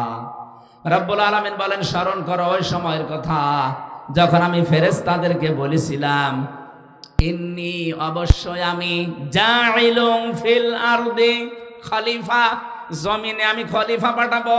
কোন জায়গায়? এই জবান খোলেন, কোন জায়গায়? আরো জোরে বলেন, কোথায়? আল্লাহ কি বলতে পারতেন না ইন্নী জাইলুম ফিল খানকা খলিফা, যে আমি খানকায় খলিফা পাঠাবো? আজ বাংলাদেশের কত খানকা থেকে খলিফা বের হয়, কি কথা বলেন না কেন? এদেশের যারা খলিফা দাবি করে দেখেন সব খানকার খলিফা। আল্লাহ কি কোরআনে কোন জায়গায় দিয়েছে আমি খানকায় খলিফা পাঠাবো? আর আপনি খানকার খলিফা হয়ে কেউ 1 নাম্বার, কেউ 2 নাম্বার, কেউ 3 নাম্বার, কেউ 4 নাম্বার খলিফা হয়েও বগল বাজাচ্ছে যে আমি অমক খানকার খলিফা। আরে বেটা, তোরে কি আল্লাহ খানকায় খলিফা পাঠিয়েছে? আল্লাহ তাআলা বলতেন ইন্নী জাইলুম ফিল মাসাজিদি খলিফা, আমি মসজিদে খলিফা পাঠাবো। ইন্নী জাইলুম ফিল মাদারিসি খলিফা, আমি মাদ্রাসায় খলিফা পাঠাবো। তাহলে মসজিদ, মাদ্রাসা, খানকা এগুলো নিয়ে আপনি পড়ে থাকলে আপনার দায়িত্ব শেষ হয়ে যেত। আল্লাহ একটারও নাম দেয়নি, আল্লাহ দিয়েছেন ফিল আরদি। কোথায়? জমিনে। বলেন বলেন। বাংলাদেশের দিকে তাকিয়ে আমার এই আয়াতটা পড়ে আফসোস হয় আর হাসি লাগে। কি গো, খলিফা আল্লাহ পাঠালেন কোথায় আর আমরা কারে খলিফা বলি? আমাদের কুষ্টিয়ায় যারা জামা কাপড় সেলাই করে ওদেরকে খলিফা বলে, বলে না? যারা জুতা সেলাই করে ওদেরকেও খলিফা বলে, যারা চুল কাটে ওদেরকেও খলিফা বলে। কোথায় লাগিয়েছেন শব্দগুলো? কেউ নাপিত, কেউ দর্জি, কেউ মুসি, আর ওইটা এখন লাগিয়েছে খলিফা। খলিফা যেখানে থাকার কথা ওই জায়গায় নেই। আল্লাহর এই খলিফাগুলো জমিনে নেই। ওরা কেউ খানকায়, কেউ মাদ্রাসায়, কেউ মসজিদে, কেউ মক্তবে। আর জমিন ফাঁকা পেয়েছে, জালেমরা 180 মাইল বেগে চালাচ্ছে। এই জন্যই জালেমরা চায় না আমরা জমিনে আসি, কারণ ওরা জানে যে এখানে আসলে তো আমাদের সব বন্ধ হয়ে যাবে। মাওলানা মিজানুর রহমান আজহার এটা ইঙ্গিত দিয়েছে যে এক জালেম গেছে আর এক জালেম যেন এদেশে আর ফিরে না আসে। অনেকে বলছে আমারে বলিস। আরে ভাই, আপনার নাম বলিস? আপনি কোন কারণে নিজের গায়ে নিয়ে নেবেন? ভয় দেখান যে কোরআনের আইন যদি কায়েম হয় তাহলে কিন্তু হাত কেটে ফেলবে। আরে ভাই, আপনি যদি চুরি না করেন আপনি তো হাত কাটবে না, তার মানে আপনার চুরি করার অভ্যাস ছিল, আবার ওইটা চালু করবেন। এই জন্য আপনি মানুষকে উল্টা পাল্টা বোঝান যে চুরি করার আইন খুব কঠিন, হাত কেটে দেবে। চাঁদাবাজি করার আইন খুব কঠিন, পা কেটে দেবে বিপরীত দিক থেকে। চাঁদাবাজের আইন এইটা না? যারা চাঁদাবাজি করে, যারা ডাকাতি করে, ছিনতাই করে, যদি ধরা পড়ে ওদের 1 হাত আর 1 পা কেটে দেওয়ার নিয়ম। ওরা মানুষকে এখন ভয় দেখাচ্ছে। যদি কোরআন এই দেশে এসে যায়, হাত কিন্তু থাকবে না, পা থাকবে না, তার মানে ওর ওই স্বভাব আছে। আল্লাহ বলেন আমি জমিনে খলিফা পাঠালাম। আমরা কেউ জমিনে নেই, জমিন দেখলে আমাদের ভয় লাগে। আর জমিন ফাঁকা পেয়েছে, জালেমরা 180 মাইল বেগে চালাচ্ছে। এই জমিন ফাঁকা রাখতে দেবেন? জমিনে আসেন। কারণ আল্লাহর ইচ্ছা কি ছিল আল্লাহ কিন্তু প্রথমে বলেন নাই, ক্বালা ইন্নী আ'লামু মা লা তা'লামুন। ফেরেশতারা আমি যা জানি তোমরা কিন্তু জানো না। কি জানেন আল্লাহ? ওটা এখনো বলেননি, ওটা পরবর্তীতে জানিয়েছেন যে আমার ইচ্ছা জমিনে আমি ন্যায় বিচার কায়েম করতে চাই। আল্লাহর ইচ্ছা যে এইটা, আমি এর আগে কোন জায়গায় এসেছিলাম পাশে, ওই জায়গায় আমি ইয়দিলু হুয়া আকরাবু লিত্তাকওয়া আয়াতের ব্যাখ্যায় হালকা টাচ দিয়েছিলাম যে আপনি আল্লাহওয়ালা হতে চান, নেককার হতে চান, পরহেজগার দাবি করেন, তাকওয়াবান মনে করেন আমি তাকওয়া অর্জন করে ফেলেছি। আরে তাকওয়া তো ওইটা যে লোকটা ন্যায় বিচার কায়েম করতে পারে। তা আপনি জীবনের কোন জায়গায় ন্যায় বিচার কায়েম করেছেন বলেন? আপনার ব্যক্তিগত জীবনে ন্যায় বিচার আছে? পরিবারে আছে, সমাজে আছে, রাষ্ট্রে আছে, আদালতে আছে? নেই, কোথাও নেই। আপনার কিসের তাকওয়া? ইউদিলু, ন্যায় বিচার কায়েম করো, হুয়া আকরাবু লিত্তাকওয়া, এটা তাকওয়ার নিকটবর্তী পন্থা। আত্তাকুল্লাহ, আমি আল্লাহকে ভয় করো। ইন্নাল্লাহা খাবীরুম বিমা তা'মালুন, তোমরা যা করো সব জানেন কে? আমি যেটা বোঝাতে চেয়েছি আয়াত দিয়ে আমি ইঙ্গিত দিলাম, বুঝেছেন হয়তো। আমরা আজ জমিনে নেই, জমিন ফাঁকা পেয়েছে জালেমরা, মন মতো চালাচ্ছে। এই 54 বছর চালিয়েছে, আবারও অনেকে চালাতে চায় না। আর জমিন মন মতো চালাতে দেওয়া হবে না। এ জমিন এখন থেকে চলবে শাহাদতের রক্ত যেখানে পড়েছে, শহীদদের মন মতো চলবে। কথা বলেন।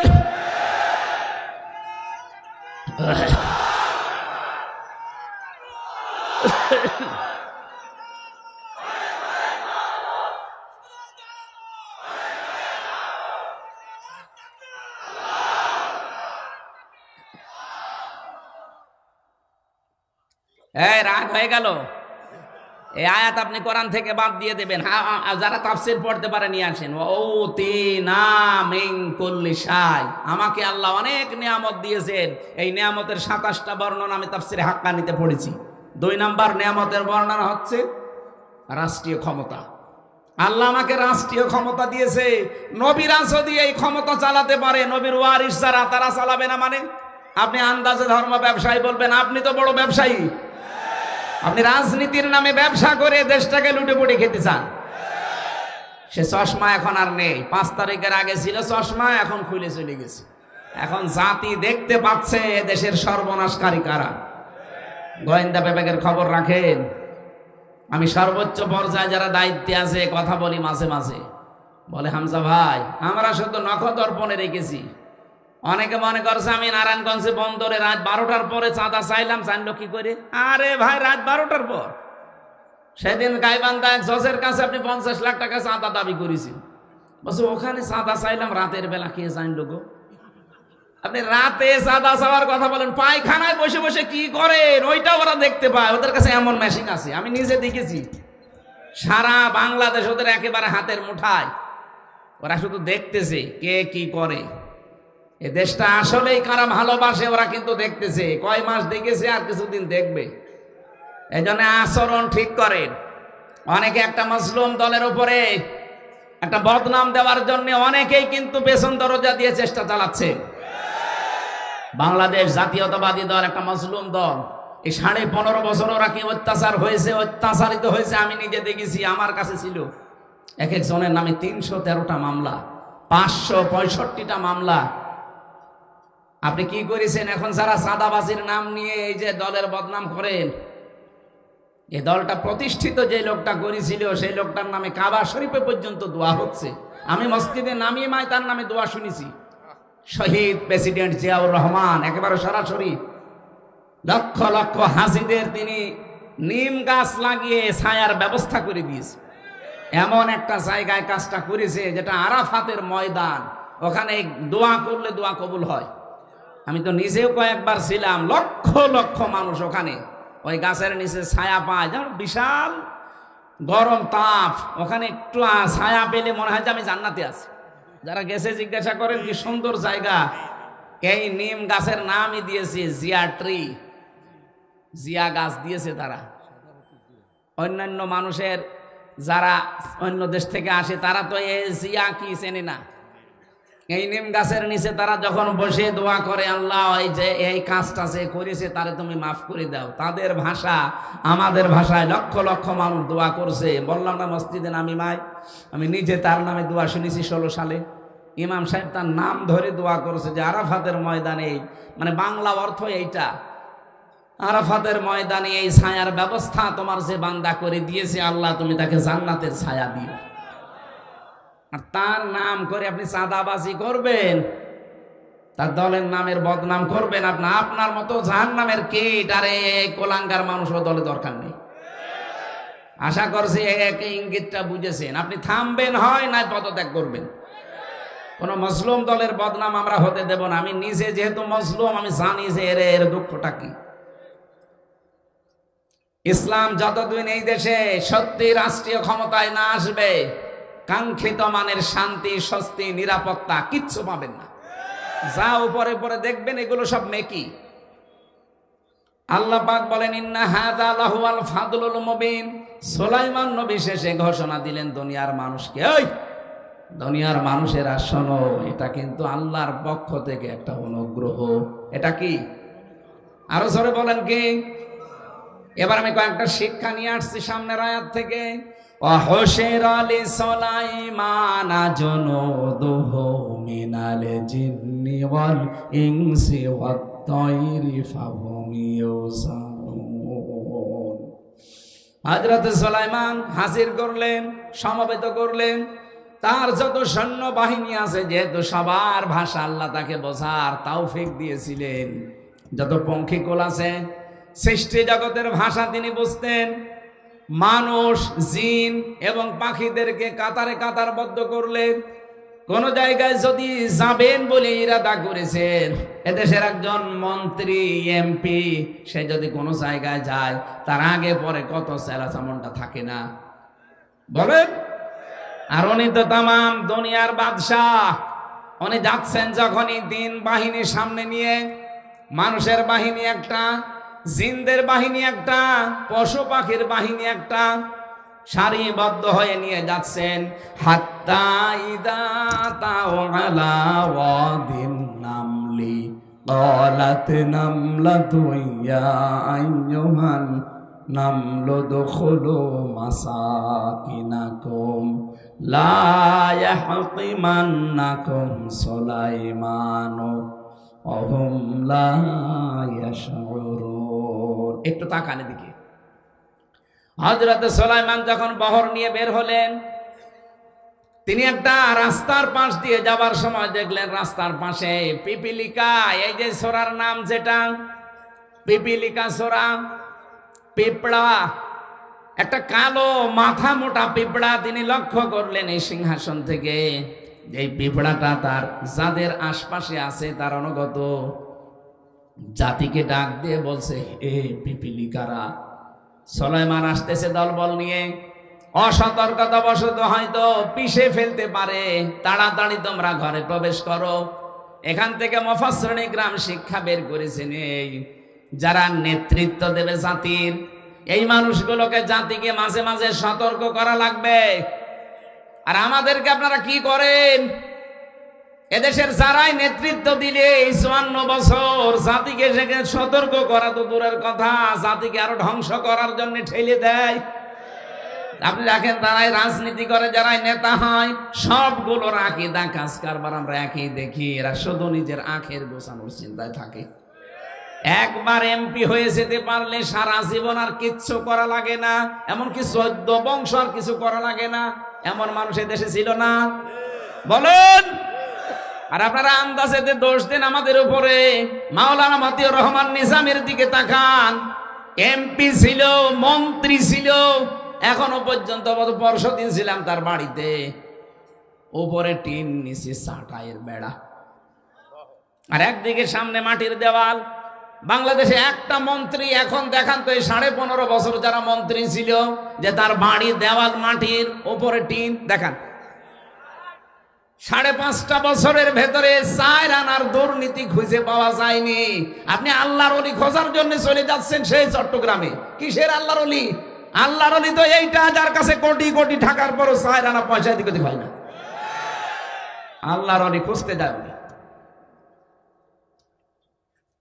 অর্থনীতির দিক থেকে সবচাইতে বড় অলি আমরা প্রমাণ পেয়ে গেছি, যাদের হাতে এত কোটি টাকা থাকার পরও এদিকে ওদিকে হয় না, এদের কাছে দেশ দিলেও এদিকে ওদিকে হবে না। আর আমরা যাদেরকে দিয়েছিলাম এমন মানুষ, এক একজনের 620টা বাড়ি।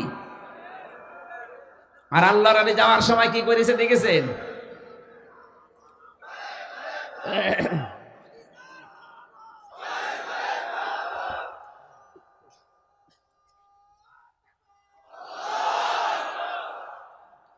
আমার দেশ পত্রিকা রিপোর্ট দিয়েছে কয়েকদিন আগে, উনি যাবার সময় 14টা ব্রিফকেস নিয়ে গেছে, কারো সাথে কোনো কথা বলেনি। পাইলটকে বলছে ব্রিফকেস গুলো উঠেছে, বলে হ্যাঁ ম্যাডাম চলো। আপনার ব্রিফকেসের এত দরকার? আবার সারা জীবন মানুষকে মিথ্যা কথা বলতো যে আমার কিচ্ছু দরকার নেই, আমি নিজের জন্য কিছু করি নাই। তে ব্রিফকেসের ভেতরে কি ছাই ছিল, মাটি ছিল? ভণ্ডামি করার জায়গা পান না। ও জানে যে যা নিয়ে আসলাম কিয়ামত পর্যন্ত যদি হায়াত পাই, কিয়ামত পর্যন্ত থাকবো স্বামীর কাছে, যাওয়া লাগবে না ও দেশে আমার। এই চিন্তা ভাবনা করে ব্রিফকেস গুলো নিয়ে গেছে। আর তার জন্য এত মায়া কান্না আপনার, এমনকি কাওয়া কাকু কেউ বলে যায়নি, বলে গেছে। আমারে তো অন্তত কল দিতে পারতো যে হামজা 3 বছর জেল খাটালাম, মাফ করে দিও, চলে গেলাম। কিছুই বলে না শয়তান।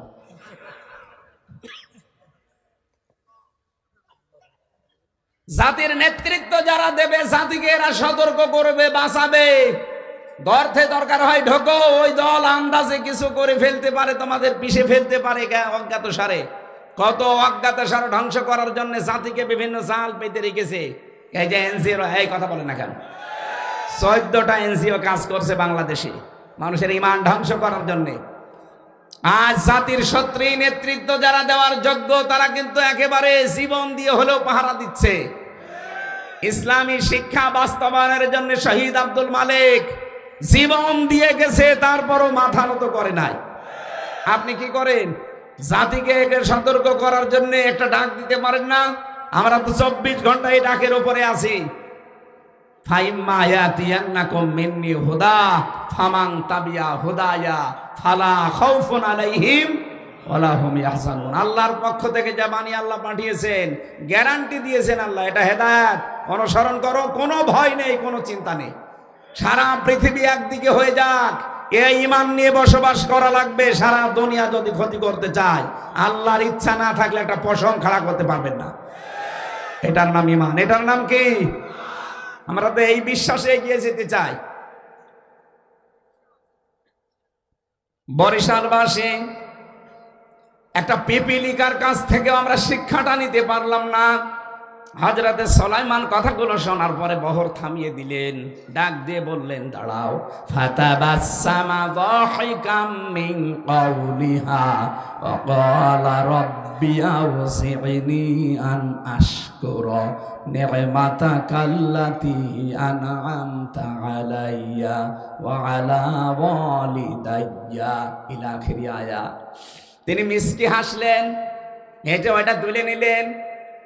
ওটা দেখতে একটু মাথা মোটা, মানে একটু নেতা গোছের পরিচালক, হাতের উপরে তুলে নিয়ে বললেন, হে আল্লাহ, আমি এই পিপিলিকার মতো শুকরিয়া তোমার কাছে আদায় করতে পারলাম না, আমি তোমার শুকরিয়া আদায় করছি, আমাকে তোমার শুকরিয়া আদায় করার তৌফিক দাও। ওয়ালি দাইয়া, আমার মা বাবার শুকরিয়া আদায় করার তৌফিক দাও। এখানে আলেমদেরকে এবার বলছি, পরা কোরআন শরীফের ভেতরে 3টা কথার সাথে 3টা কথা আল্লাহ জুড়ে দিয়েছেন। একটা না মানলে আরেকটার কোনো গুরুত্ব নেই। যেখানেই দেখবেন শুকরিয়া আদায় করার কথা, সেখানে আনিস করলি ওয়ালি দায় কাজ। আল্লাহর শুকরিয়া আদায় করবার সঙ্গে সঙ্গে মা বাবার কথা আছে। কে যদি আল্লাহর শুকরিয়া আদায় করে কিন্তু মা বাবার শুকরিয়া আদায় না করে, ও যেন আল্লাহকেও মানে না। যেখানেই দেখবেন আকিমিস সালাহ, সঙ্গে সঙ্গে আতুজ যাকাত, নামাজ পড়ো, সঙ্গে সঙ্গে আল্লাহ বলেন যাকাত দাও। নামাজ পড়েন, যাকাত দেন না, আপনি যেন নামাজও পড়েন না। 3 নম্বরে যেখানে আতিউল্লাহ, সেখানে দেখবেন আতিউর রাসূল, আল্লাহর ইতাআত করবেন, রাসূলের ইতাআত করবেন না। আল্লাহ বলেন ও যেন আমাকেও মানে না। সুলাইমান নবী পিপিলিকা থেকে শিক্ষা নিলেন, ডাক দিয়ে বললেন, মাবুদ আমি যেন তোমার শুকরিয়া আদায় করতে পারি আর আমার মা বাবার কৃতজ্ঞ থাকতে পারি। কেন আল্লাহর শুকরিয়ার সাথে মা বাবার কথা দিলেন? সুলাইমান নবী তার আন্দাজে কোনো কথা বলার মানুষ? বলেন বলেন। তাহলে আমাদের এখান থেকে কি নেওয়া লাগবে? আজ যদি আল্লাহর বিধানগুলো আমরা কম বেশি অনেকে মানি, এই যে সাইদ সাহেব আল্লাহর কথাগুলো যদি উনি মানে, নামাজ পড়ে, রোজা রাখে, হজ করে এসেছে, দান সাদকা করে, ওই আল্লাহরই তো বিধান মা বাবার সাথে ভালো ব্যবহার করা। কথা বলেন না? কত সন্তান দেখি না মা বাবাকে বৃদ্ধাশ্রমে রেখে আসে, আলাদা করে দেয়, খোঁজ খবর নেয় না। ও বাংলার মানুষেরা, খুব ভালো করে মনে রাখেন, আমার নিজের প্র্যাকটিক্যাল লাইফের, আমার বিশ্ববিদ্যালয়ের এক বন্ধু, ও দেখলাম কাঁদছিল। একবার ফেল করে আবার ভর্তি হয়েছে, মনে করলাম ওই জন্য কাঁদে। আমার বলছে, হামজা ভাই না, এই এদিকে তাকান, বসেন। আমি বললাম, কি এমন কান্নাকাটি করেন? হাও মাফ করছেন, আমি বিয়ে করেছিলাম, বিয়ের পরে আমার মায়ের সাথে আমার বোর মিল নেই। কি করি, শেষ পর্যন্ত মা বাবাকে আমি আলাদা করে দিলাম। কিছুদিন পরে মা আর বাবা আমার পাঠিয়ে দিল লন্ডনে। আমি লন্ডনেও ছিলাম কিছুদিন। ওখান থেকে শেষ করে প্রতি বছরে বছরে আমার স্ত্রীর নামে অ্যাকাউন্ট করা ছিল, শুধু টাকা পাঠাতাম। মা বাবার জন্য আমি এই কয়েক বছরে খোঁজও নেইনি, খবরও নেইনি যে তারা কেমন আছে। হঠাৎ করে আমার রক্তের ভেতরে 5 প্রকার ক্যান্সার ধরা পড়েছে। লন্ডনে ডাক্তাররা দেখে বলছে যে 5 প্রকার ক্যান্সার হয় রক্তের ভেতরে, তার ভেতরে একটা এইটা। এটা হলে মানুষ আর বেশি দিন বাঁচে না, খুব বেশি হলেও 2-3 মাসের পরে তোমার রক্ত নষ্ট হয়ে যাবে। যা ভালো মন্দ খাবার খেয়ে নাও। চিন্তা করছে, মারা যখন যাব, দেখি যাদের জন্য সব কিছু করলাম, এই মানুষগুলো আমাকে কেমন ভালোবাসে। চিঠি লিখেছে শ্বশুর আর শাশুড়ির কাছে যে, আব্বা আম্মা আমি চলে আসতেছি, আমার শরীরে মারাত্মক অসুখ। লন্ডনের ডাক্তাররা বলেছে আমি নাকি 2-3 মাসের বেশি বাঁচবো না। এই জন্য আগামী মাসের প্রথম সপ্তাহ মঙ্গলবারে ঢাকায় আসতেছি, এয়ারপোর্টে আসবেন। স্ত্রীকে একই কথা লিখেছে। আর একটা চিঠি নিয়ে চিন্তা করে, আমার মা বাবা, তাদের তো কয়েক বছরে খোঁজও নেইনি, খবরও নেইনি। এখন যদি চিঠি লিখি, না জানি কি মনে করে, যা করে করবে। চিঠি লিখেছে, মার বাবা, কোনদিন আজ পর্যন্ত তোমাদের খোঁজ নিলাম না। আগামী মাসের প্রথম সপ্তাহে আমি লন্ডন থেকে বাড়ি আসতেছি, সুযোগ পেলে এয়ারপোর্টে আসবা। শরীর খারাপ এ কথা লেখে নাই। সবাই চিঠির জবাব দিচ্ছে একটা একটা করে, যে জিনিস আনতালে আনা লাগবে। শাশুড়ি আর শ্বশুর মিলে জবাব দিয়েছে, জামাই বাবাজি চলেই যখন আসতেছ, ঠিক আছে, আসার সময় এরকম কয়েকটা শার্টের পিস, প্যান্টের পিস, আর তোমার শাশুড়ির জন্য এরকম চাদর নিয়ে আসবা। স্ত্রী লিখেছে, আমার স্বামী, বান্ধবীদের স্বামীরা আসার সময় এই এই জিনিস নিয়ে আসে, তুমি যখন আসবা এরকম জিনিস কিছু নিয়ে আসবা। আমি লিস্ট করে দিলাম। চিঠি পড়ে আর কান্নাকাটি করে, আল্লাহ আমি কাদের জন্য কি করলাম। আমাদের শরীর খারাপ, একটা বারের জন্য জিজ্ঞাসা করে না আছে আমার শরীরটা কেমন আছে, শুধু জিনিস চাই। মা বাবা তো চিঠির জবাব দিল না, মনে হয় তারা আমারে মাফ করে নাই। তারা যদি চিঠির জবাব দিত, দেখতাম যে তারা এই চিঠির সাথে কেমন আচরণ করে। হঠাৎ কে যেন এসে বলছে চিঠি পেয়েছে। বাইরে গিয়ে দেখে মা আর বাবা 2 জন মিলে লিখেছে। চিঠি খোলার পরে চিন্তা করছে, দেখি এর ভেতরে যদি কোনো জিনিস চাওয়া থাকে ওদের মতো, তাহলে তো সবই এক হয়ে যাবে। আগে কিরোসিন নিয়ে আসি, পেট্রোল কিরোসিন নিয়ে এসেছি, ম্যাচ নিয়ে এসেছি। যদি এই চিঠির ভেতরে ওদের মতো জিনিস চাওয়া থাকে, আমি এক্ষুনি মারা যাব। চিঠি খোলার পরে পড়েছে প্রথম লাইনে, প্রাণের সন্তান, দীর্ঘ কয়েক বছর তুমি লন্ডনে আছো, কোনোদিন খোঁজ নাওনি, খবরও নাওনি, অথচ এই কয়েক বছর তোমাকে 1 সেকেন্ড আমরা 2 জন ভুলে থাকতে পারিনি। দ্বিতীয় লাইনে লিখেছে, প্রাণের সন্তান চলে যখন আসবে, বিমানে ওঠার আগে গরিব দুঃখীকে পয়সা দান করবে। কত প্লেন উড়ে যায়, কত প্লেন অ্যাক্সিডেন্ট হয়, তুমি সহি সালামতে জানো সাধু ফিরে আসতে পারো। এই জন্যে বাড়িতে 2টা খাসি ছাগল ছিল, 2টায় তোমার নামে সাদকা করে দিয়েছি। তৃতীয় লাইনে লিখেছে, প্রাণের সন্তান, আজকে থেকে যেই কয়দিন তুমি এ দেশের মাটিতে ফিরে না আসো, প্রতিদিন 2 রাকাত নামাজ আর 1টা করে রোজা মান্নত করলাম। সেটি পড়ে আর কান্নাকাটি বাড়িয়ে দেয়, আল্লাহ আমি কি করেছি, যাদের জন্য জীবন নষ্ট করে ফেলেছি তারা আমার কাছে শুধু জিনিস চায়, আর এদের আমি খোঁজই নেইনি। এ মানুষগুলো আমার জানের হেফাজতের জন্য খাসি সাদকা করে, গরিব দুঃখীকে পয়সা দিতে বলে, এরা আমার জন্য নফল রোজা আর নামাজ মান্নত করে। আল্লাহ আমার বিবেক হালকা খুলে গেছে, কিছু যদি কারো জন্য নাও নেই, আমার মা বাবার জন্য আমি জিনিস নিতে ভুল করব না। লন্ডন থেকে মার্কেট যতটুকু পারে করেছি, জিয়া বিমান বন্দরে নামার পর শ্বশুর আর শাশুড়ি যে হাজির, কই যাও জামাই বাবাজি জিনিস কই, ধমক দিয়ে বলছে আপনি জিনিসের কথা বলেন, একটাবারও জিজ্ঞাসা করেন আমার শরীর কেমন আছে। শরীর ভালো না, মার্কেটে যেতে পারি নাই, জিনিস আনি নাই, টাকা আছে, ঢাকায় পাওয়া যায় কিনে দেব। যেই বলেছে ঢাকায় পাওয়া যায় কিনে দেব, বলে তোমার মতো স্বামী জামাইয়ের আমাদের দরকার নেই, এয়ারপোর্টেই তোমারে আমরা ছেড়ে চলে গেলাম, থাকো। স্ত্রী বলছে আমার সেই লিস্ট করা জিনিস কই, খালি জিনিস করো, জন্য তো জিজ্ঞাসা করেন আমি কেমন আছি, বলে পরে জিজ্ঞাসা করবো, জিনিস দাও। আনি নাই, ঢাকায় পাওয়া যায় কিনে দেবো, জানো তো আমার শরীর খারাপ। বলে আনো নাই, তোমার মতো স্বামীর আমার দরকার কি, তোমার এয়ারপোর্টে আমি ডিভোর্স দিয়ে চলে গেলাম, কারণ যাবে ও তো বাঁচবে না। গেট থেকে বের হয়ে হাও মাও করে কাঁদছে, কই আমার মা বাবা আসে নাই, মনে হয় তারা এখনো আমারে মাফ করতে পারে নাই, দেখি তো না তাদেরকে। হঠাৎ পাশ থেকে কে যেন ডাক দিয়েছে, আইরে বাবা আমাদের বকিয়া, দীর্ঘ কয়েক বছর তোকে দেখি নাই, এক নজর দেখার পরে মনে হচ্ছে আকাশের চাঁদ আমরা হাতে পেয়েছি। ছেলেটা মাকে পরীক্ষা করার জন্যে সালাম করতে গেছে, ডাক দিয়ে বলে মা আমি কিচ্ছু আনতে পারি নাই তোমাদের জন্যে। মা শুধু সালাম দেওয়া দেখেই বলছে, বাবা তোর শরীরে মারাত্মক কোনো অসুখ নাকি? কেন? মা আমি তো তোমার কাছে চিঠিতে লিখে নাই যে আমি অসুস্থ, যাদের কাছে লিখেছিলাম তারা সাথে জিনিস চেয়েছে, তোমার কাছে তো কিছুই লিখে নাই, আমি শুধু বলেছি আগামী মাসের 1ম সপ্তাহের মঙ্গলবারে আসবো, এয়ারপোর্টে আসবা।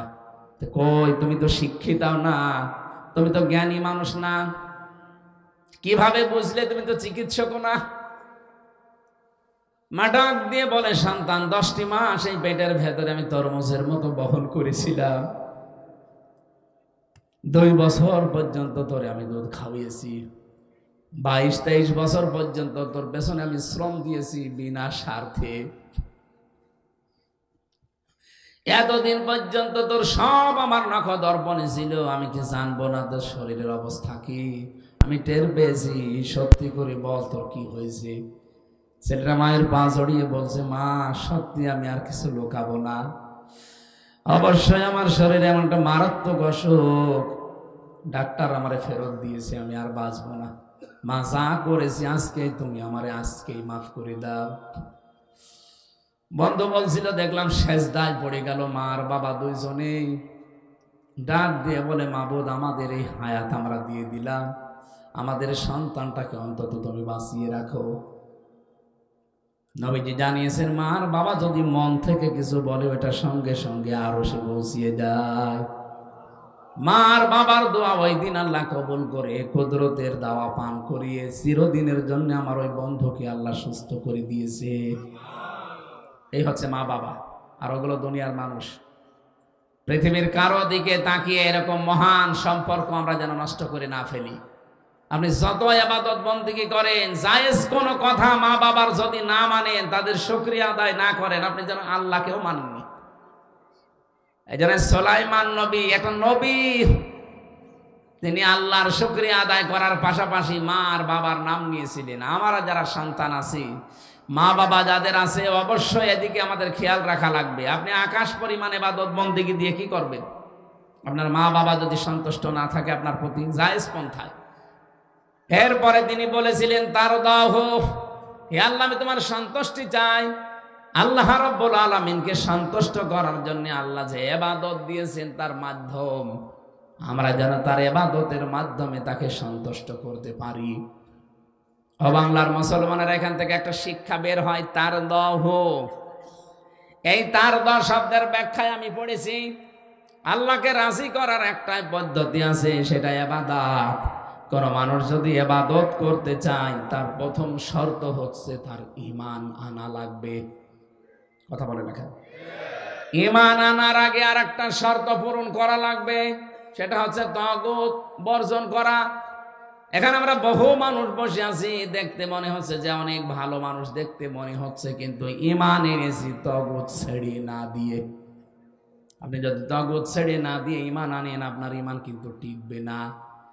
ফামাই ইয়াকফুর বিত্তাগুতি ওয়া ইউমিন বিল্লাহ ফাকাদ ইসতামসাকা বিল উরওয়াতিল ওয়াসকা লা ইনফিসামা লাহা ওয়াল্লাহু সামিউন আলিম। হে নবী আপনি বলেন যারা ঈমান আনতে চায় তারা যেন তাগুত ছেড়ে দেয়। তাগুত ছেড়ে যদি কেউ ঈমানের দাবি করে, ও একটা এমন মজবুত রশি ধারণ করেছে যা কখনো ছিঁড়ে যাবে না। এই বাংলাদেশে যারা তাগুত ছেড়ে না দিয়ে ঈমান আনে, ওদের ঈমান টেকে না। এই কথা বললেন না? জাতীয় মসজিদের সাবেক ইমাম কি তাগুত ছেড়ে না দিয়ে ঈমান এনেছিল, ঈমান টিকাতে পারে নাই। আপনি কি মনে করছেন এত বড় দাড়ি থাকলে, বিশাল জুব্বা থাকলে, বড় পাগড়ি থাকলে বিশাল ইমানদার? এর চাইতে বড় দাড়ি ছিল আব্দুল্লাহ বিন উবাইয়ের। বলেন, তাগুত ছেড়ে না দিয়ে ঈমান আনলে আপনি টিকাতে পারবেন না। আর তাগুত ছেড়ে দিয়ে যারা ঈমান এনেছে দেখেন, ডক্টর শফিকুল ইসলাম মাসুদ, দেলাওয়ার হোসেন 56 দিন রিমান্ডে ছিল বাংলাদেশে, ইতিহাস পাল্টিয়ে দিয়েছে। তার গরম করে লজ্জাস্থানের ভেতরে ঢুকিয়েছে, আমি নিজে সাক্ষী। লজ্জাস্থান নষ্ট হয়ে গেছে। বাংলাদেশের ইতিহাসে এতদিন কেউ রিমান্ডে আজ পর্যন্ত থাকে না। এসব কোনো জায়গা নেই, সব গোড়া হয়ে গেছে। এরপরও জালেমরা এক চুল টলাতে পারে না ঈমান থেকে, কারণ তারা ঈমান এনেছে তাগুত ছেড়ে দিয়ে। আর আপনি ঈমান আনেন তাগুতের সাথে মিশ্রণ করে। এই জন্য তো ঝড় আসলে আপনার ঈমান লিবে যায়। আপনার উপরে আল্লাহ এমনি রাজি হবে? ওয়াদখিলনি বিরহমাতিকা ফি ইবাদিকাস সালিহিন। হে আল্লাহ তুমি আমাকে প্রবেশ করাও তোমার শুকরগুজারি বান্দা যারা তাদের ভেতরে। সুতরাং আপনাকে ইবাদতের মাধ্যমে সন্তুষ্টি অর্জন করা লাগবে আল্লাহর। ইবাদতের আগের শর্ত ঈমান আনতে হবে আল্লাহর প্রতি। ঈমান আনার আগে শর্ত তাগুত ছেড়ে দেওয়া লাগবে। আল্লাহ আমাদেরকে মেন কথাগুলো বোঝার এবং আমল করার তৌফিক দিন, বলেন আমিন।